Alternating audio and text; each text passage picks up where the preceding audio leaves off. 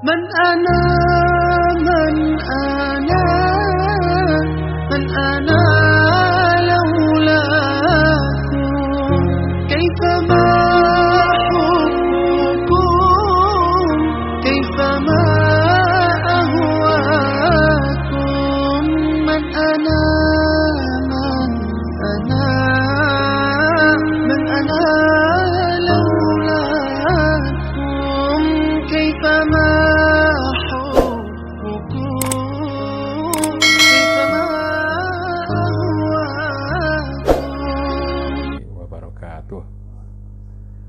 Bismillahirrahmanirrahim. Alhamdulillahirabbil alamin wa bihi nasta'in wa ala umurid dunya waddin. Wassalatu wassalamu ala asyrafil anbiya'i wal mursalin sayyidina Muhammadin wa ala alihi wa sahabati ajma'in. Saudara, hari sebelum kita berlanjut dengan pengajian di malam yang ke-9 ini, kita baca Al-Fatihah untuk muallif kitab Faidhur Rahman, yaitu Syekh Soleh Darat. Lahul Fatihah. A'udzubillahi minasyaitonirrajim. Bismillahirrahmanirrahim. Alhamdulillahirabbil alamin. Arrahmanir rahim. Maliki yaumiddin. Iyyaka na'budu wa iyyaka nasta'in. Ihdinas siratal mustaqim. Siratal ladzina an'amta 'alaihim ghairil maghdubi 'alaihim waladdallin. Amin. Seperti yang saya sampaikan sejak 2 malam yang lalu, saya malam ini akan menjawab beberapa pertanyaan. Ada 3 pertanyaan yang masuk. Yang pertama dari Esmi, Jakarta. Pertanyaannya, bagaimana kriteria manfaat jangka pendek dan manfaat jangka panjang? Ini pertanyaan yang bagus. Mungkin ini kemarin berkaitan dengan dengan manfaat dari ilmu ya. Jangka pendek itu artinya yang manfaat itu yang segera dirasakan tetapi juga segera hilang. Jadi umur atau jangka waktu dari manfaat itu tidak begitu panjang. Seperti misalnya mendapatkan keuntungan material itu pendek. Tapi nanti kalau yang jangka panjang itu yang manfaatnya terus dirasakan walaupun mungkin pada awalnya tidak terasa. Seperti kalau orang belajar ilmu itu manfaatnya mungkin belum kelihatan. Kita belajar misalnya, saya dulu belajar ilmu ilmu pertukangan, bagaimana ya bukan, sebenarnya sekarang bukan disebut ilmu ya, pertukangan itu seni ya, seni bertukang, tukang kayu, pertukangan, tukang batu dan seterusnya. Pada waktu saya belajar tidak segera manfaatnya itu kelihatan, tapi lalu seiring dengan perjalanan waktu, keterampilan itu bisa saya manfaatkan. Demikian pula yang lain, belajar bahasa, belajar meraih gelar dan seterusnya, itu manfaatnya jangka panjang, bukan jangka pendek. Tapi kalau makan, memperoleh keuntungan material itu segera hilang, itu manfaatnya jangka pendek. Lalu pertanyaan yang kedua dari Ismail di Jogja. Tokoh mana dan ide apa saja yang turut berperan dalam membentuk kitab tersebut, yaitu Faidhur Rahman? Ada banyak tokoh yang disebut pendapatnya dan saya tidak bisa menyebutkan semuanya. Sejak awal-awal misalnya sudah disebut orang seperti Abu Hamid Al-Ghazali, Imam Ghazali, itu kelihatannya cukup berpengaruh pada pikiran Syekh Soleh Darat. Ya, ada pendapatnya yang yang dikutip, misalnya ketika menjelaskan itu tingkat-tingkat ibadah dan seterusnya, tingkat-tingkat tauhid dan seterusnya, itu kelihatan pengaruh Abu Hamid Al-Ghazali. Dan mungkin kita juga perlu tahu bahwa salah satu buku Syekh Soleh Darat yang dulu banyak dibaca orang, yaitu Rubu'ul Munjiat atau seperempat dari hal-hal yang menyelamatkan. Jadi buku Al-Ghazali Ihya Ulumuddin itu dibagi menjadi beberapa bab ya. Jadi beberapa bagian. Nah, itu ada yang Rubu'ul Munjiat, seperempat bagian atau seperempat dari buku itu berbicara tentang hal-hal yang menyelamatkan. Nanti ada Rubu'ul Muhlikat, ada seperempat lagi yang menghancurkan, misalnya seperti itu. Jadi itu disadur dari Ihya Ulumuddin, lalu banyak dibaca orang dulu. Jadi tokoh Al-Ghazali yang penting. Lalu juga Imam Syafi'i pendapatnya dikutip di mana-mana di dalam buku ini. Lalu juga mufassir seperti Al-Baydawi. Bahkan bukan hanya Baydawinya saja, tapi juga penulis Hasyiah Baydawi, yaitu Husain Muhammad bin Hasan, yaitu Muhyiddin Syekh Zadah. Ini juga disebut Muhyiddin Syekh Zadah menurut Hasyiah terhadap tafsir Al-Baydawi, ini juga disebut. Lalu tadi yang sudah saya sebut, yaitu Husain Muhammad bin Hasan Ad-Diyarbakri, yang banyak ceritanya dalam bukunya yang kemarin sudah saya sebut, itu dikutip dan kelihatannya mempengaruhi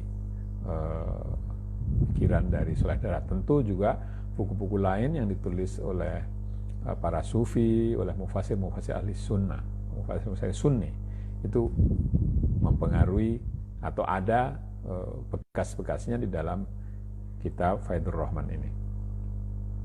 Lalu pertanyaan yang ketiga, saudara Muqofa Mahyudin dari Temon, Jawa Tengah. Saya tidak tahu Temon, Jawa Tengah itu di mana ya. Yang saya Temon di Jogja adanya, tapi Temon, Jawa Tengah di sini. Pertanyaannya adalah mengapa tafsir Faidur Rahman itu jarang dikaji di pesantren-pesantren NU. Saya kira bukan hanya di pesantren NU, tapi di banyak pesantren juga di perguruan tinggi Islam itu memang tidak banyak dipelajari. Mungkin penyebabnya adalah bahwa kalau di pesantren orang mementingkan tafsir-tafsir berbahasa Arab, karena kemampuan membaca bahasa Arab itu ada di situ. Sedangkan buku ini terutama ditulis untuk orang yang tidak mampu membaca bahasa Arab. Ya.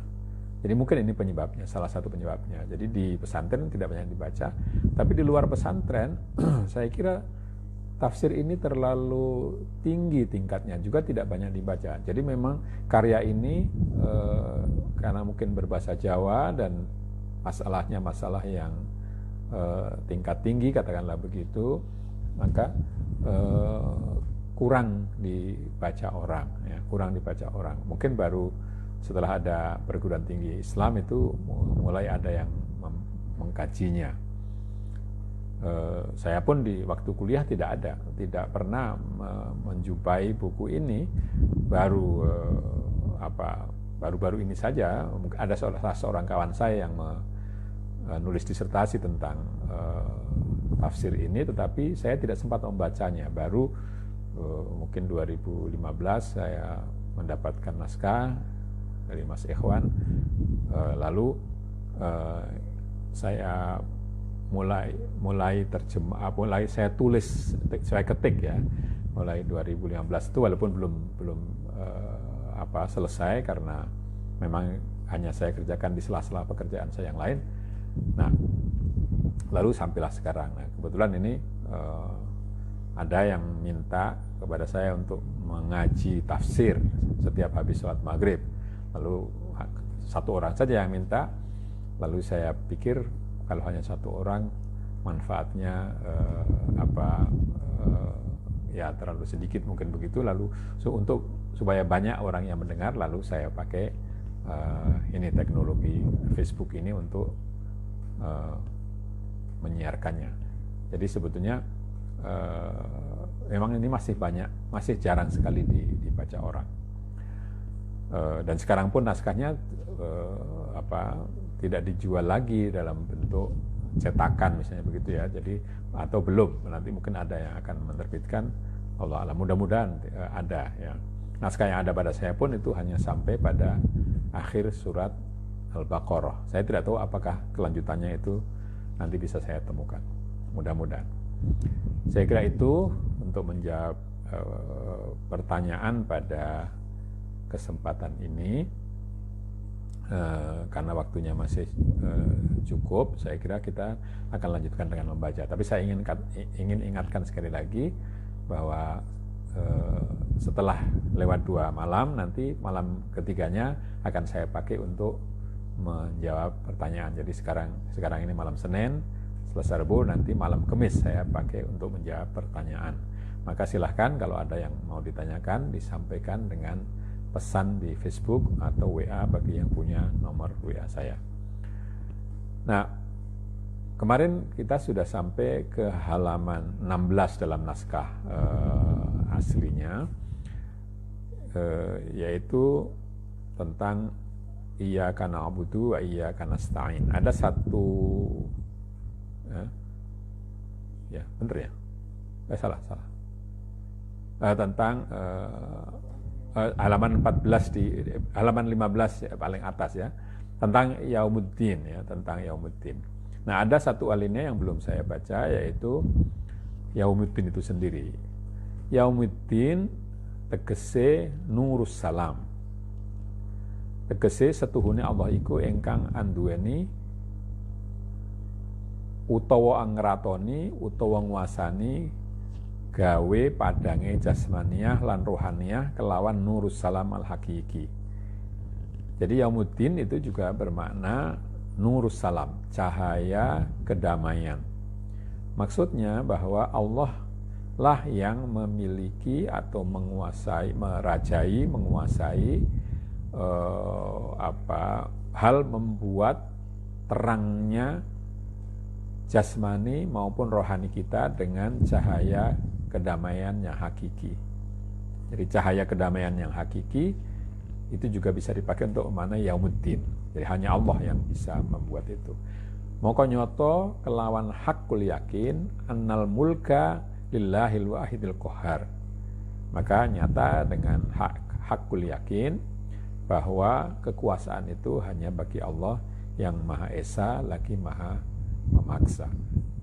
Moko tatkalane wus kebuka lan wus telo-telo mencorong padange maliki yaumiddin, moko dadi mukhotobe lan bisik-bisik lan bisik-bisikan kelawan musyabahah kelawan pangucap. Nah, jadi kalau tadi sudah sampai kepada mulai dari alhamdulillah bismillahirrahmanirrahim sampai maliki yaumiddin, itu dikatakan di sini membuat terbukanya hati kita sampai terakhirnya itu maliki yaumiddin, sehingga bercahaya. Maka sekarang bagian berikutnya dari surat Fatihah adalah bisik-bisikan. Jadi apa? Mungkin komunikasi intensif, mungkin begitu. Musyafahah kelawan pangucap iyyaka na'budu wa iyyaka nasta'in. Jadi kalau Muhammad Arkun itu mengatakan pada mulai dari bismillah sampai dengan maliki yaumiddin itu Tuhan itu ghaib ya. Tidak ada di hadapan, tapi mulai iyyaka na'budu wa iyyaka nasta'in itu Tuhan itu di hadapan kita. Ya. Iyyaka na'budu wa iyyaka nasta'in. Hanya kepadamu kami menyembah dan hanya kepadamu kami mohon pertolongan.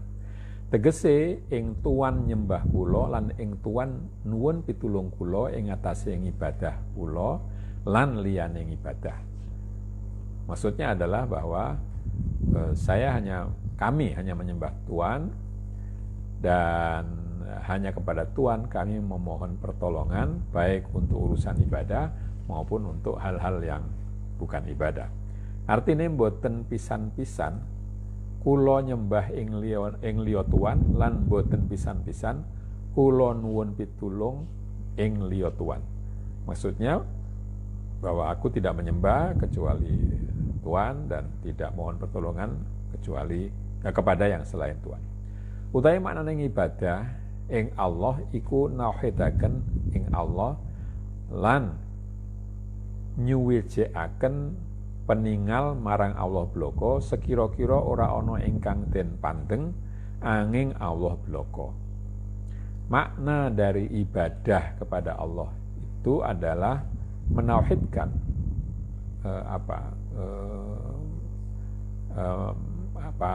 menauhidkan, memahaesakan. Jadi tidak menduakan, ya, menyatu, menganggap hanya satu saja. Ing Allah saja ya, Tuhan kita, dan mungkin bisa katakan mengkonsentrasikan penglihatan kita hanya kepada Allah. Jadi yang kita pandang itu hanya Allah, sehingga tidak ada yang lain yang dipandang. Maka mengkono iku hakikate salat daim lan iyo iku nyatane pengucap la ilaha illallah. Yang begitu itu, bahwa yang dipandang itu hanya Allah dalam segala hal, itu adalah hakikat dari yang disebut salat daim. Dan itulah kenyataan dari pernyataan la ilaha illallah, tidak ada Tuhan selain Allah. Ya, ini memang tidak bisa dipahami secara harafiah saja ya. Jadi la ilaha illallah itu artinya bahwa yang kita lihat, yang kita pandang hanyalah Allah. Monggo sakwise wis nyata ora ana ingkang ma'bud lan ora ana ingkang maksud angin Allah Subhanahu wa taala, mongko dadi nuwun pitulung dawame makrifate, mongko ngucap wa iyyaka nasta'in. Jadi setelah jelas bahwa tidak ada yang disembah, tidak ada sesembahan, dan tidak ada tujuan atau yang dituju kecuali Allah Subhanahu wa taala, maka jadilah permohonan pertolongan itu pertolongan dan jadilah mohon pertolongan akan lestarinya, akan langgengnya ma'rifatullah, mengenali Allah, maka lalu diucapkan wa iyyaka nasta'in. Artine boten wonten ingkang ngobahaken lan dawamaken angin Allah Subhanahu wa taala. Moko ikulah nyatane pangucap la haula wala quwwata illa billahil aliyil azim. Artinya adalah tidak ada yang menggerakkan atau melanggengkan, melestarikan kecuali Allah saja.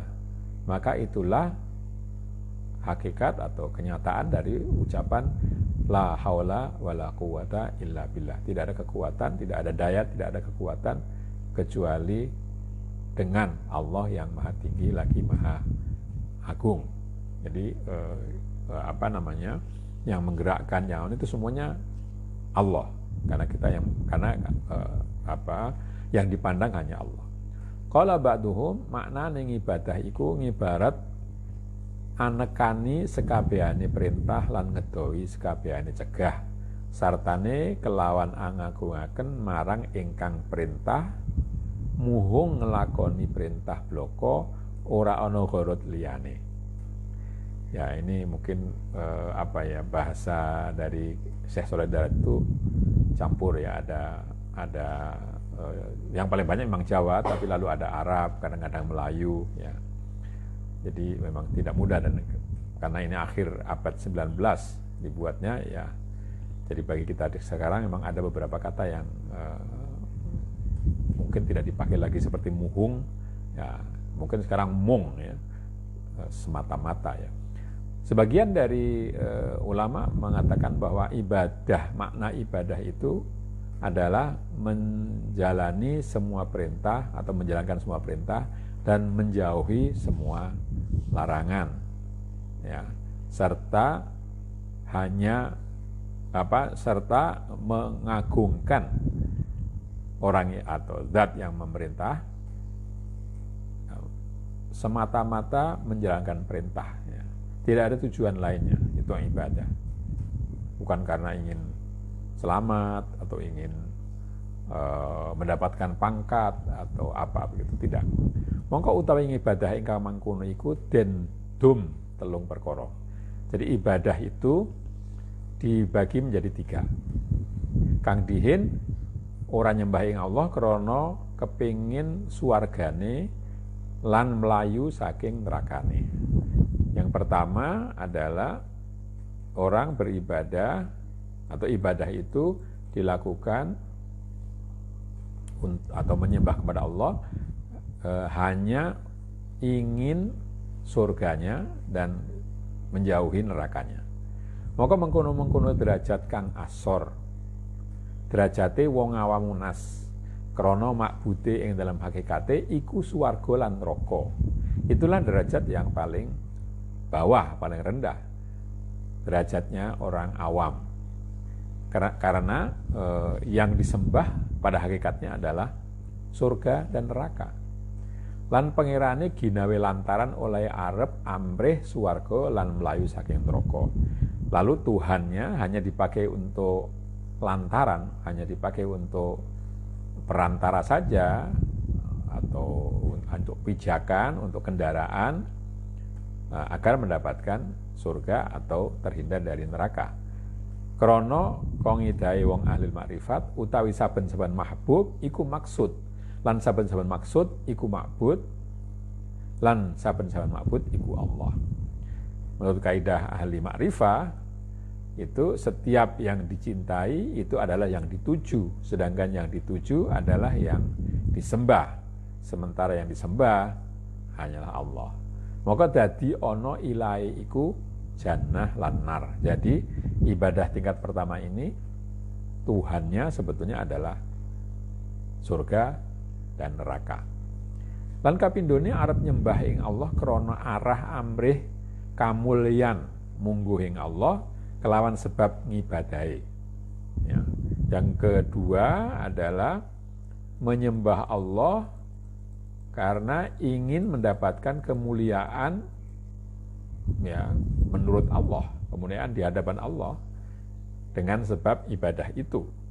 Maka utawi iki iku luwih utama tinimbang derajat kang awal lan kurang bagus tinimbang derajat kang kaping 3. Krana iki derajat ingkang den maksud ora marang Allah bloko, mongko namane ora tauhid. Nah, yang kedua ini lebih baik daripada yang pertama tadi, tetapi kurang bagus dibandingkan dengan yang ketiga. Karena pada tingkat kedua ini yang dimaksud bukan Allah semata, maka namanya bukan tauhid. Lan derajat ingkang kaping 3 arep nyembah ing Allah krana arah setuhune Allah iku bendarane lan dheweke kawulane mestine miturut perintah lan ngedohi cegah, ora krana arah swarga lan arah neraka, balik krana arah bendarane lan dheweke kawulane. Sedangkan yang ketiga adalah menyembah Allah karena Allah itu adalah, ya, tuannya, Allah itu adalah majikannya, dan dia adalah hambanya yang semestinya mengikuti perintah dan menjauhi larangannya, bukan karena surga atau neraka, tetapi karena hubungan dia dengan Allah itu adalah hubungan majikan dan hamba, ya, hubungan tuan dengan hamba. Maka ikulah artinya pengucape usolli lillahi ta'ala. Maka itulah makna dari ucapan seorang yang sedang sholat, aku sholat hanya untuk Allah. Maka ikilah dinamani ubudiyah, sempurna tauhide kelawan mulyane makome menungso iku amung loro. Suwiji ma'rifat rububiyah, kapindo ma'rifat ubudiyah. Maka inilah yang dinamakan ubudiyah sempurna tauhidnya, karena kemuliaan kedudukan manusia itu hanya 2, yaitu ma'rifatur rububiyah atau ma'rifat ubudiyah, mengetahui Tuhanan ketuhanan Allah dan mengetahui kehambaan manusia. Lan nalikane kumpul karone moko hasil perjanjian kang kasebut ing dalam ayat wa aufu bi ahdi bi ahdikum. Kalau keduanya bisa bergabung, yakni kesadaran bahwa Allah itu Tuhan dan manusia adalah hamba, maka tercapailah perjanjian yang tersebut dalam ayat wa aufu bi ahdi bi ahdikum. Dan penuhilah janjiku, maka aku akan memenuhi janjimu. Ya. Ini sudah waktunya untuk berhenti, tapi saya kira satu alinea lagi. Anapun kamale rububiyah, kamale ar-rububiyah moko kasebut ing dalam pengucap alhamdulillahirabbil alamin arrahmanir rahim maliki yaumiddin. Anapun kawitannya ubudiyah kasebut ing dalam pengucap iyyaka na'budu. Kamale ubudiyah iku kasebut ing dalam wa iyyaka nasta'in fafham fatadabbar. Jadi sempurnanya rububiyah ketuhanan Allah itu tersebut di dalam ucapan mulai dari alhamdulillahirabbil alamin arrahmanir rahim maliki yaumiddin, itu menyebutkan kamalur rububiyah, kesempurnaan ketuhanan. Anapun kawitane ubudiyah kasebut ing dalam pengucap iyyaka na'budu, sedangkan permulaan ubudiyah itu disebut dalam ucapan iyyaka na'budu, hanya kepadamu kami menyembah. Sementara sempurnanya ubudiyah itu tersebut di dalam kalimat wa iyyaka nasta'in, dan hanya kepadamu lah kami mohon pertolongan. Fafham fatadabbar, pahamilah itu dan renungkanlah. Saya kira sampai di sini kita akhiri dengan membaca hamdalah, alhamdulillahirabbil alamin. Kurang lebihnya minta maaf. Akhirul kalam, wassalamualaikum warahmatullahi wabarakatuh. Man ana